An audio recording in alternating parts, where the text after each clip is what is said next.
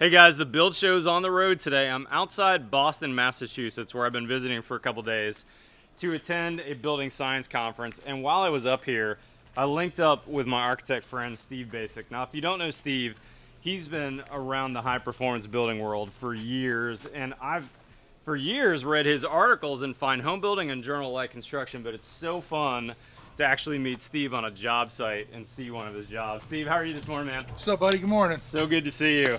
So what are we looking at, Awesome. Steve? What is this chocolatey, beautiful exterior in this house? So the outside skin of this house is a thermally modified poplar that basically gets baked and treated so that it can perform well as an exterior siding.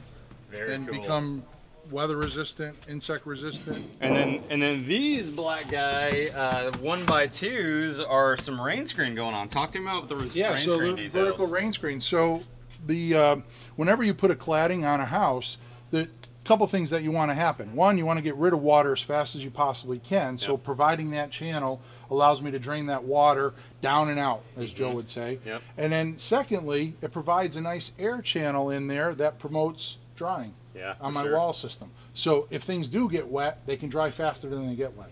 And so this black tar paper, is that your main weather barrier for a house, or your air barrier for the house? So underneath that is a Zip R9 panel that we used, but because we're doing an open joint rain screen, meaning that there's little spaces in between all the boards, that we wanted to provide some UV protection to the surface of the zip wall. Smart. So that we put up the black building paper. And that allows us to provide a skirt under each one of our windows so that we can fully integrate that rain screen system to our window installation. And this exterior is beautiful. Talk to me about this finished casing around these windows. So I have the privilege to work with some really talented gentlemen, and we took some of the thermally modified poplar and they made pre-manufactured a bunch of the window casings inside. So we have our nice slope sill. Yeah, look at that. And I don't know if you can zoom in and catch it, but there's actually about a 4-degree bevel on the head also. Yep, so it's sloping out. It's that down and out. And I know a lot of guys, when they talk about water management, that they understand the down and out, but what they don't understand is it applies to everything. Yeah. So it's not about just getting water off the roof or getting wall off the wall. It's about getting it off the windowsill, getting it off the window head, and getting that water down and out and getting it out of here. Beautiful. Let's go inside. You got some really interesting framing and details on the inside here. Steve, the first thing I noticed immediately is you've got some closed cell on the walls, and you're framed a little unconventionally. We've got 2x8 walls, right? Yes, these are 2x8 walls. They're on a 24-inch advanced frame, so that we basically spread it out so that your framing factor in the wall goes from maybe about 16 or 17% down to about 12%. Wow. So that swing in 5 or 6% changes the opacity of the wall system, meaning the cavity space. It increases it, so it gets me more insulation in the wall. Okay, so we got 2x8s on 24-inch centers. Outboard of that is that Zip R sheeting. And in fact, we looked at that outside, where you can see that, what is that, 1.5 inches? Inch and a half R9. Of polyurethane. R9, Yep. and that's continuous on the whole outside. Yep. And then tell me about this detail we're seeing between the wall and as you get to the ceiling lid. This is something that you don't see very often, and I think you're kind of the pioneer in that. Yeah, so it might be better, Jake, if we just swing over here, because you can see it on the volume ceiling. It's a little harder to see, but on the flat ceiling there, we basically, the question is how do you connect the exterior air barrier, which is the R9 Zip panel, to my drywall air barrier in the inside? Somehow I have to turn that corner. So how do I do it? I put a 3/4 inch piece of Advantech that we rip, and I basically create an air sealing flange up there that I can tape to the outside of the wall. Okay, so your Zip R is coming up. That's all fully taped, and we're airtight at the zip. And then this sits on top of that double top plate, so that you can flap a piece of air sealing tape over top of that. And we tape all the joints. So basically that piece of Advantech is nothing more than a folded extension of my exterior air barrier. Ah, I like the way you say that. And then that folded extension comes in a couple inches, so I can run a parallel bead of acoustical sealant and then seal my drywall to it. And then I run across the house and drop it down the other side. And then your lid is totally airtight. And I noticed there's no recess cans or anything in the ceiling, right? That'll all get cut in, and we'll seal that in later. Okay, gotcha. Yep. And now tell me what's going on with the foam, because this foam's going up several feet and then stops, and then it looks like you've got a black baffle up there. So we got the black baffle. So anytime you put in a vented roof system and you put in any amount of insulation in an attic, one of the things you have to be conscious of is wind washing. Yep. And what wind washing is air coming in through the vented soffit and arbitrarily degrading by insulation, right, by cooling it. Right. So I only want that air to go up into the vent.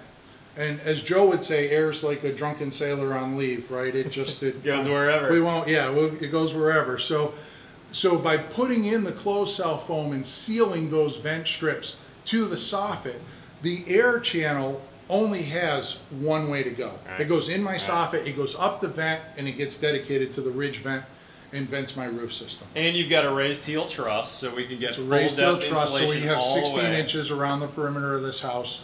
So we get above the top plate, we have adequate insulation up there. So that insulation that's at the very top there, or as it's coming up, that's closed cell that is, it's really not necessarily for insulation purposes as much as air sealing and containing everything, right? Air sealing, containing everything. And it also keeps, you know, sometimes, I have seen it, I haven't seen it on my job, but sometimes the guys will reverse lap the vent chute, right, and then they blow in cellulose and they actually blow it into the chute and yeah, seal them shut. Yeah. So the closed cell kind of takes away all of those problems. And then it gives you just a nice sealed cavity to spray down into. Yeah, and I don't see strap ceilings a lot. What's the purpose of those 1 by, what are they, 1 2 by or 3. 3? 1 1 by by 3s, 3s yep. on 12-inch on centers? Yeah, so that's a New England norm.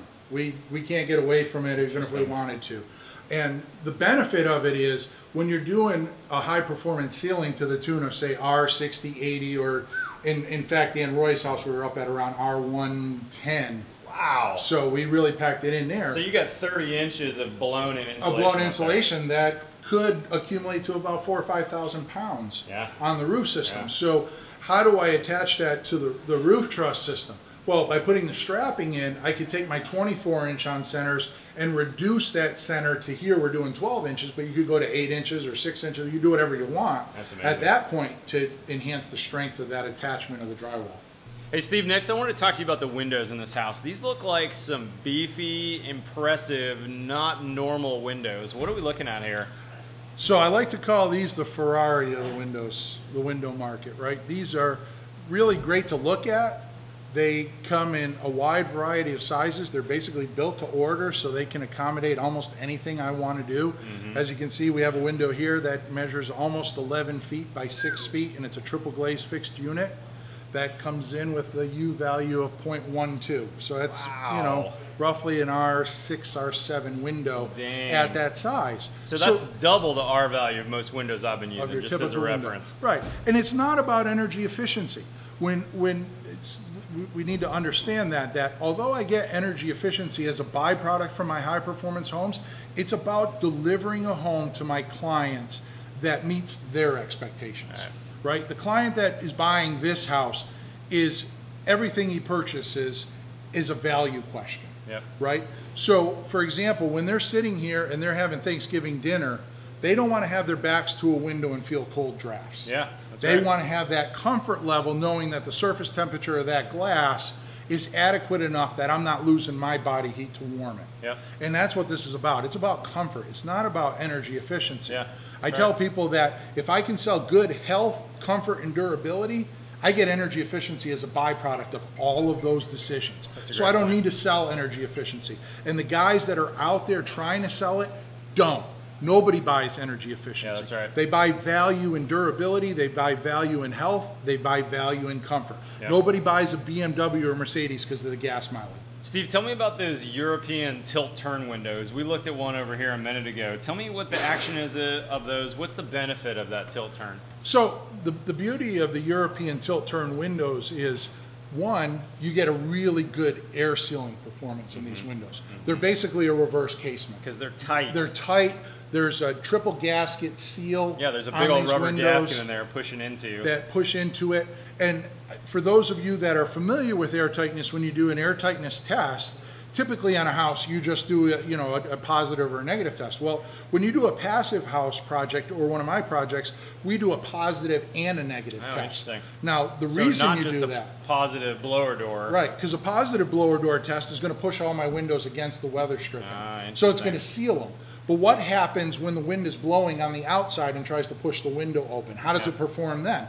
Well, doing a negative pressure test on the air blower allows me to identify any of those problems. So knowing that I get a positive blower door and a negative blower door test that are virtually the same, I have complete understanding and confidence in these windows. That's amazing. Steve, let's wrap this up. Tell me, as we finish up, I'm curious what the final insulation values of these walls and these ceilings are, just because it's something that every builder in the nation knows typically what their R values are. What's this wall in this roof ceiling assembly? So in the wall assembly, we have R9 on the outside. We duplicate it with about an R13, 2 inches of closed cell, and then an additional 5 1/4 inches of rock wool, which is R20-ish. 23-ish. So that's 23, 36, 45. R45 in the walls. Rock wool, closed cell, which is a flash and bat, which I've done, and then zip R sheathing, 1.5 inches on the outside. That is incredible. And the things, again, while it is super energy efficiency, in the wall system, understand that because of the R9 on the outside and the closed cell, we limit our risk on the durability side of things by creating a really warm wall to the outside. That's right. There's no condensation in the wall issues. And frankly, there's no vapor barrier issues, right? Because we've got that closed cell, which is going to stop vapor from flowing through there. So we don't have to use plastic on the inside or some expensive membrane or whatever. Right. And we have the rain screen on the other side. So if anything comes in on the other side, it's drying from both sides of the wall. Yeah. The reason for the rock wool is not only do I get a slightly higher R value per inch, but it doesn't sustain mold growth. Yeah, that's right. Right? It's inorganic. It's a fireproof insulation. Beautiful. So I get the best of all worlds using that. And then how about our ceiling lid here? Above the strapping, you're going to come in later and blow this in with a blow crew. How much are we talking about in there? We'll come and blow that in. And typically, for my roof systems, I say vent until you can't vent. And typically we would start at R60, which is about where this one's going to be. And there's no ductwork up there, and there's really very few penetrations through that ceiling. There's no recessed cans, 1 or 2 pancake boxes that you might air seal, but that's it. We'll have a few things going through there, but they'll all get sealed on the backside, and we'll be, I mean, it's expected that this house is sub 1.0. Man, that's beautiful. Steve, you rock, man. I'll tell you what, I was going to do both videos, but this is a great video on its own. Let's go to the other house and make a second video that we'll publish next week. So if you want to get a hold of Steve, if you're interested in seeing more of his work, there'll be a link in the description below. This guy is an incredible architect. He works all over the nation, even though he's based here in Boston. So link to Steve's website below. I'm also going to link to a JLC article or two of Steve's, which is how I first got to know him, so you can see some of the details. He and my builder friend Jake wrote a great article together in JLC. I'm going to link to that as well, so you can see some of these details. Steve's done an incredible job on this house, and big thanks to Jim at Shoreline Builders for letting us walk this job and shut down the compressors for 20 minutes while we film. Guys, follow me on Twitter or Instagram. Hit that subscribe button. We've got new content every Tuesday and every Friday. Otherwise, we'll see you next time on The Build Show.